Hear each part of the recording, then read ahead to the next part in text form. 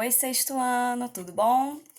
Então, vamos começar agora a nossa correção do módulo 9, tá bom? Aquele texto maravilhoso, delicioso que a gente leu.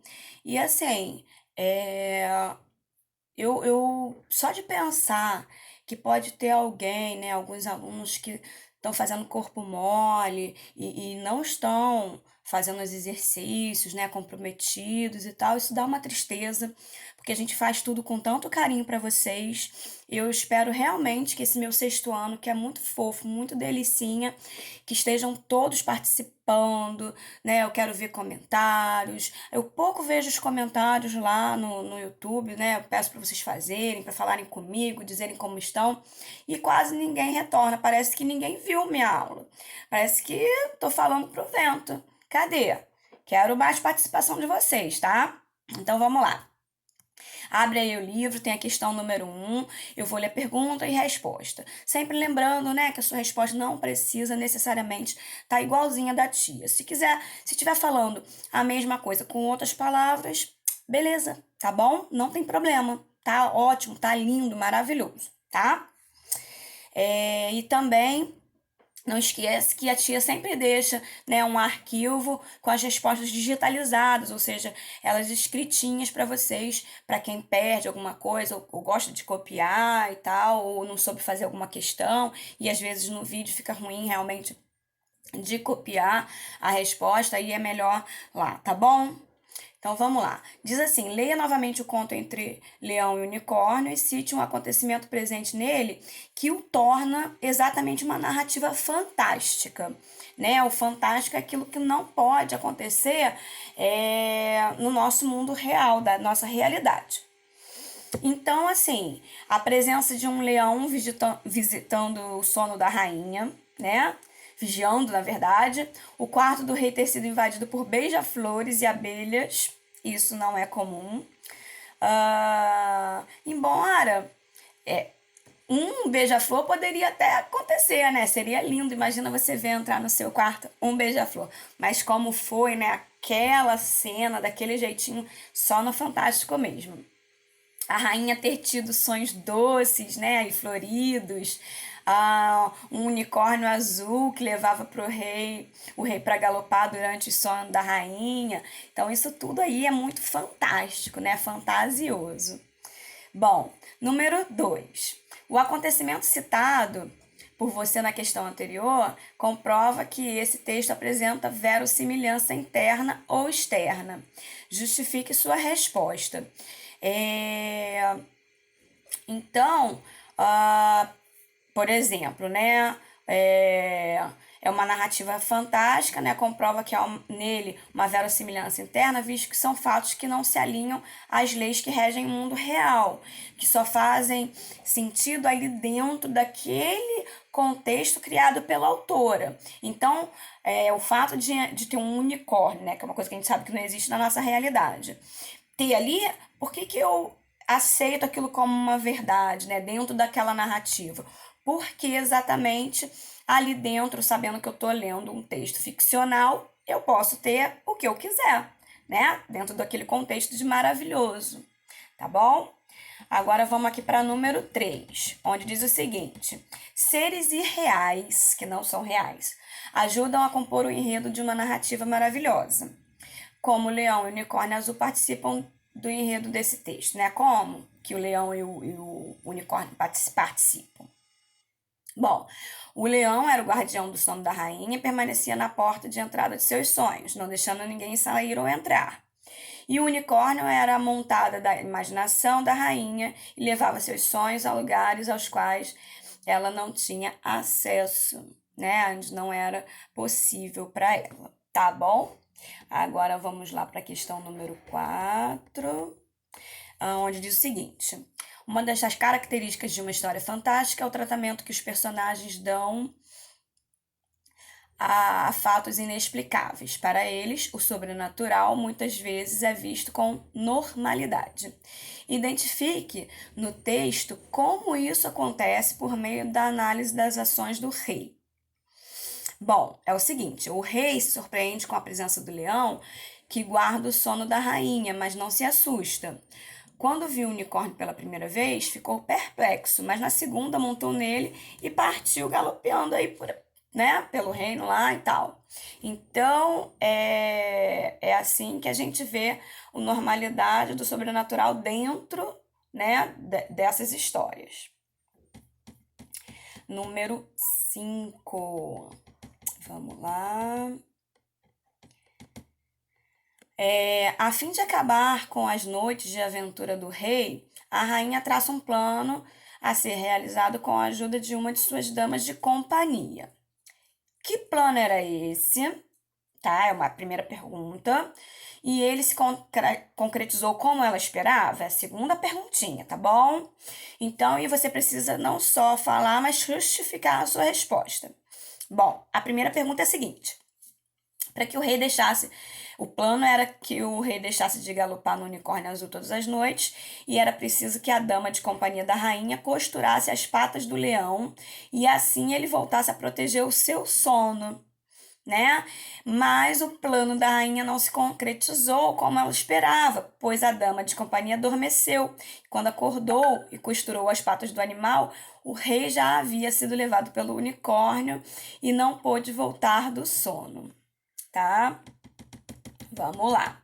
Aí, em seguida, eu tenho aqui o texto O Irapuru, para responder as próximas questões. Vamos lá. Número 6 aqui, pergunta é a seguinte: os indígenas contam os seus mitos por meio de suas lendas. Explique por que no texto Irapuru o amor entre o guerreiro e a indígena era proibido. Bom, o amor entre o guerreiro e a indígena era proibido porque ela havia sido prometida a outro homem. Gente, essa história é velha e batida, né? Tem muitas histórias que usam esse clímax, né? Esse enredo aí de um prometido para o outro e tal, né? Eu tenho o número 7, que diz assim: ao descobrir o amor proibido, o cacique invocou Tupã. O que o pai da indígena pediu ao seu Deus? Né? O que foi que ele pediu? Bom, ele estava com raiva, né, na descoberta do namoro da sua filha.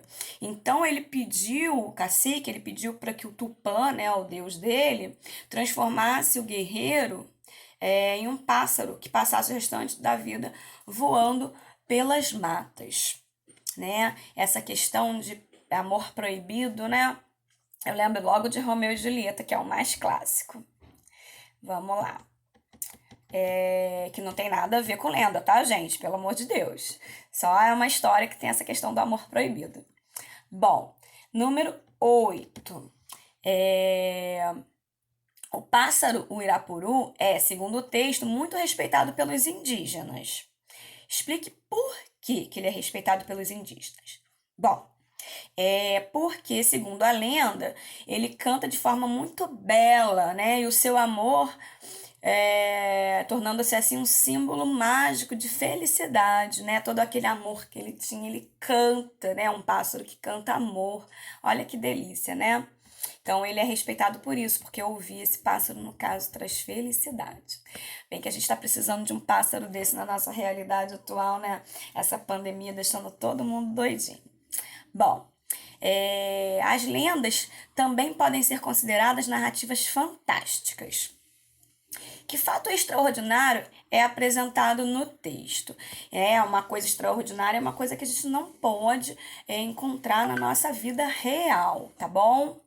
Bom, como a lenda do Irapuru pode ser entendida... O fato extraordinário é a transformação de um indígena num pássaro que canta lindamente o amor, né? Esse é o fato extraordinário. A gente não pode conceber que um ser humano viraria um pássaro, né? A gente não tem isso na realidade. Aí eu lembro logo de que Malévola, que Malévola, na verdade, faz ao contrário. Ela pega um pássaro, né, um corvo, eu acho, e não sei se vocês lembram, se vocês viram, né, Malévola é maravilhosa, e transforma ele em ser humano. Ela faz o inverso aí, né? Vamos lá. Como a lenda do Irapuru pode ser entendida como uma narrativa coerente em relação aos acontecimentos de seu enredo? Enredo, né, é o que acontece. Por que que ela é coerente, né, em relação ao que acontece? E isso tem a ver com aquela questão da verossimilhança interna, lembra? Que a gente explicou e tal. Vamos ver aqui o que que fala, ó.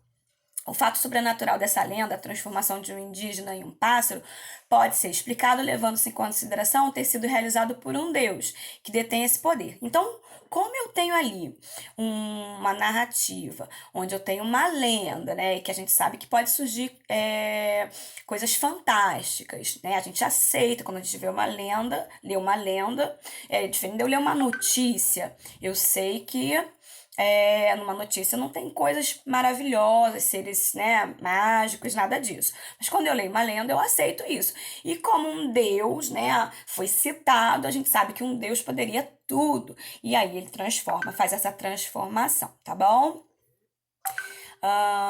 Aí a gente tem aqui o número 11, que diz o seguinte: tanto o conto Entre o Leão e o Unicórnio como a lenda do Irapuru apresentam personagens femininas fortes. A rainha decidiu dar fim às viagens noturnas do rei, arquitetando um plano com sua dama de companhia. Cite uma atitude da indígena que comprova que ela também é uma mulher decidida, né? Mulheres unidas jamais serão vencidas. Meninos, me desculpem, né? Mas eu tenho que puxar a sardinha aqui pro lado das garotas. Vamos lá. A indígena, além de cobrar do amado que contasse a seu pai sobre o namoro, salvou a vida do guerreiro ao avisá-lo que o cacique mandara outros guerreiros à sua caça. Ela ordena ao pássaro que fuja para bem longe, né? Então ali ela é uma mulher decidida que enfrenta, né, a questão do pai que tem, né, manda e tal. Aí a gente tem aí uma mulher que luta pelo seu amor. Bom, aqui em desenvolvimento das habilidades, eu tenho a história do Pinóquio, né? Muito fofa, amo de paixão. E vamos para as questões. Acabei pulando aqui. Vamos lá. Número 1 diz o seguinte: Pinóquio é um boneco de madeira que tinha o sonho de tornar-se um menino de verdade. O nariz desse personagem mal comportado crescia quando contava alguma mentira. No trecho. E cresceu, cresceu, cresceu, até que em poucos minutos se tornou um narigão que não tinha mais fim. A repetição cresceu, cresceu, cresceu, produz efeito de quê, né? Cresceu, cresceu, imagina você com o narigão. Então, dá uma ênfase. Para quem não sabe, a ênfase, tá, gente? Ela é um recurso para que a gente chama enfatizar. É você dizer aquilo de novo, às vezes de uma outra maneira, ou dizer de novo, aqui no caso, cresceu, cresceu, para dizer que ele cresceu mesmo, entendeu? Ficou grandão. É isso. No número 2, diz assim: um recurso usado para convidar os leitores a participar da história é o estabelecimento de diálogos com o narrador. Isso ocorre em... Então, onde é que a gente vai ver aquele diálogo? Tá aqui, ó. Letra B. Terminando os olhos, imaginem o espanto de Gepeto ao notar que se moviam e olhavam fixamente. Tá? Então, ali a gente vê o diálogo, né, com o narrador. E número 3. No trecho, acabe com essas risadas, ordenou Gepeto irritado, mas foi o mesmo que ter falado com as paredes. Ter falado com as paredes, né? A expressão destacada tem o quê? Quer dizer que falar sem ser ouvido, né? Quando a sua mãe fala assim, eu tô falando com as paredes. Quer dizer que você não está escutando o que ela está dizendo, aquela bronca, você está se fingindo de surdo, não é isso? Não pode, hein? Ó, o respeito com a mamãe. Vamos lá. Número 4. A história de Pinóquio é um exemplo de narrativa fantástica. Claro, né? Onde a gente vai ter um boneco de madeira que é quase um menino de verdade, tem sentimento, que fala, que anda. A gente até tem bonecos que andam, né? Que hoje a tecnologia é muito boa e falam também. Mas não é exatamente... fazendo uma fala daquela nossa piada. A gente faz uma pergunta e ele responde. Não, só se a gente souber o que ele vai responder já lá gravadinho, né? Minha filha tinha uma bonequinha que falava, tô com fome, né? Apertava a barriguinha dela, tô com fome, me dá comidinha, né? Mas aí a minha filha podia perguntar pra ela, e aí, você tá com fome? E apertar a barriguinha e ela responder. Mas no caso do Pinóquio, não. Interagia mesmo ali com perguntas totalmente diferentes, né? Era diferente, não é igual essas bonequinhas que algumas meninas têm ou tiveram, não sei se já ainda tá na época de boneca. Acho que sextona ainda tá, né? Pelo menos eu brinquei de boneca há muito tempo. Bom, aí diz assim: nos deparamos com um fato extraordinário, né? Qual é o fato extraordinário? Seria que na letra D, terminados os olhos, imagine o espanto de Gepeto ao notar que se moviam e olhavam fixamente. Ou seja, né, atitudes de humano. Tá bom, meus amores? Eu vou ficar com saudade. Até a próxima. Segunda-feira a gente se vê de novo. E olha, eu queria falar o seguinte, deixar uma coisa clara. Toda vez que a gente passa uma atividade, né, na segunda-feira, no meu caso, normalmente, eu passo uma atividade que é a aula, né, proposta, que eu te dou o conteúdo, te explico, te digo assim, faz tal dever, né, tal atividade. Então, essa atividade que é feita na segunda, eu, se fosse vocês, é só uma dica, eu faria na própria segunda. Todas as matérias, né, que tem atividade de segunda, eu faria na segunda, porque na terça já vou ter atividades de outra disciplina, né? E quando chega, no caso, que hoje é quinta-feira, né? E eu tô falando com vocês aqui a resposta. Já é, no caso, para vocês separarem um tempo de corrigir, de verificar se vocês entenderam, se vocês estão indo bem. Porque daqui a pouco tem prova, tem, né?